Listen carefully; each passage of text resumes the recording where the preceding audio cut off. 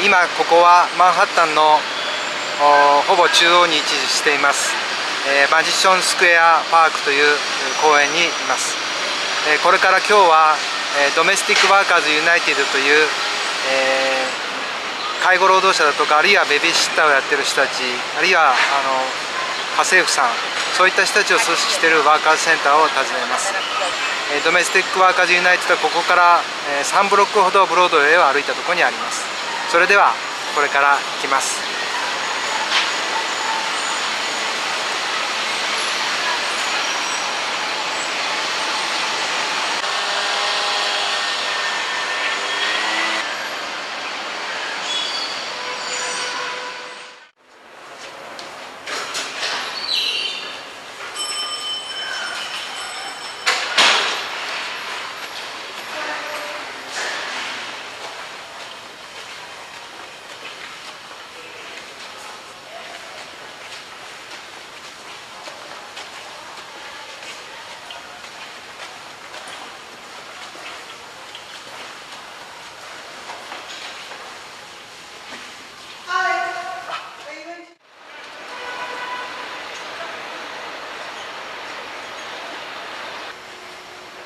This area is basically used for the members. They come in and they go on the computer and they, we teach them to do the resumes and serve the web for the jobs and things like that.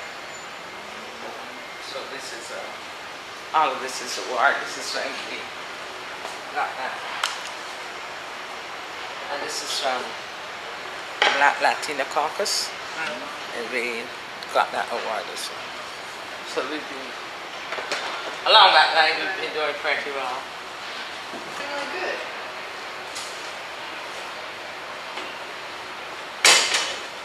So yeah, every year we do this. So you can have one. Oh. It's a little bit down in the year, but you have a couple months in it. Yeah. So it gives you some of the work we've been doing. Thank you. The goals of Domestic Workers United are to build the power of the domestic workforce here in New York, where there's about 200,000 workers in the greater metropolitan area, but they're all isolated, marginalized, and have very little power. They're all scattered. The second is to raise the level of respect for domestic work, because we really believe that if it wasn't for the work that domestic workers are doing, nobody else could go to work, right? Because they take care of the children, they take care of the homes and the families, so everybody else can go to work, right? So it's almost the work that makes other work possible, or they actually produce their employer's labor power, is how we understand it, right, in more economic terms. So, but people don't see that. People don't even see it as work because of the deep sexism that is, everybody thinks that anything that women do is natural, it's not work, right? So we try to raise the consciousness of the general public about how important this work is in the economy and in society as a whole. And we're trying to establish labor standards, because there's no standards. Everything is just whatever you want, whatever he wants, and that's where it goes. So we're trying to establish standards. And we're trying to build a movement that can truly represent the interests of working class and poor people in this country. Because right now, the focus is on the middle class. Even when you listen to our president speak, right, he has to talk about the middle class, because everybody embraces middle class values, but most people are actually working class and struggling. And until we understand that and embrace that, and then organize with that perspective, then it's not going to change, right? So we're trying to build a movement that really represents the interests of all communities and working people and poor people, so that we can fundamentally change the system and the society. Our organizing model has 6 components to it. The first is membership, recruitment, and base building. So we are spending time, Joyce actually is a frontline organizer. She goes out to recruit members to join the organization. And we do a lot of programs that help us recruit our members. So we have a computer classes, education programs that the workers are interested in so that they can continue to advance in their education. So computer classes, English classes, nanny training program, job skills classes, certificate programs, things like that. Then we have leadership development and education as another part of our organizing model. And we have trainings. We have a program called the Leadership Training Program, which recruits and trains domestic workers to be leaders and organizers. And a big part of this program is understanding the political economy, where domestic workers fit in the economy, and how we as organized, as workers, historically and today, through coming together and organizing, how we can change history, right? And how does change happen, right? Those kind of workshops and training. It's also about understanding the history of the domestic workforce and becoming experts in our sector, right? Knowing how many domestic workers, where they're from, what are the statistics, what's the data, understanding, being experts in our sector. And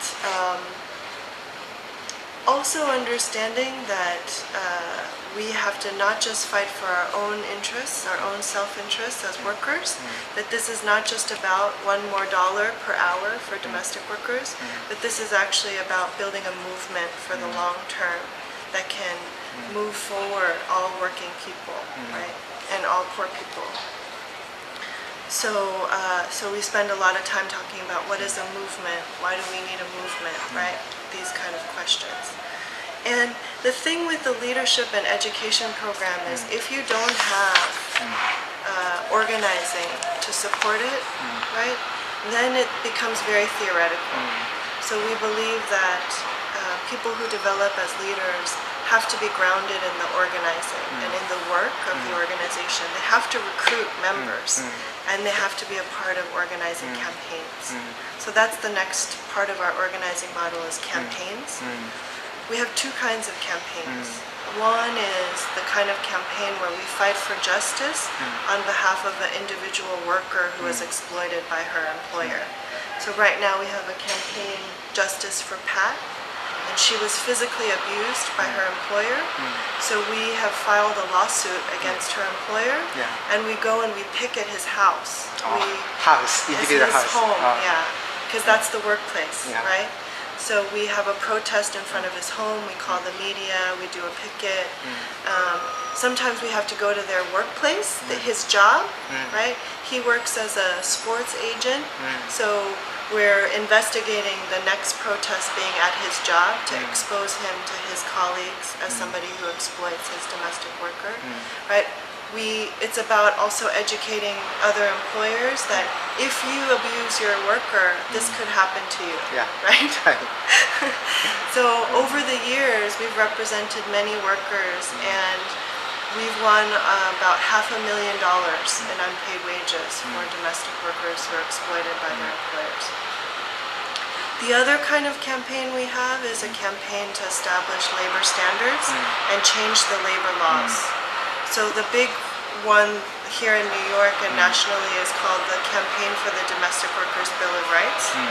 And it's the first time in this country that we're moving labor laws that can establish new benefits through the law for domestic workers. So sick days, vacation pay, notice of termination. We're trying to get the legislature to make it law that anybody who hires a domestic worker, regardless of their immigration status, has to provide those things. Otherwise, we can sue them in court. So there's more information about that here, but we've been fighting for 5 years for the Bill of Rights to be passed.